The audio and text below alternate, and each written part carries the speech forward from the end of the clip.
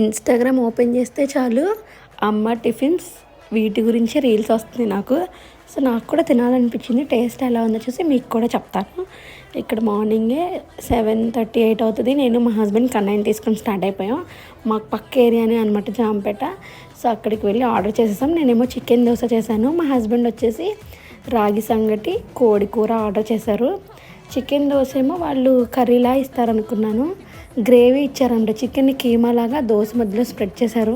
నాకు దానివల్ల ఏమో అంత టేస్టీగా అనిపించలేదు అది.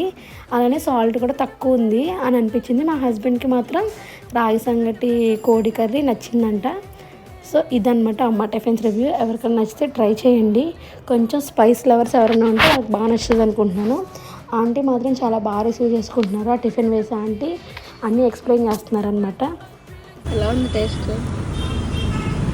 యమ్మీ.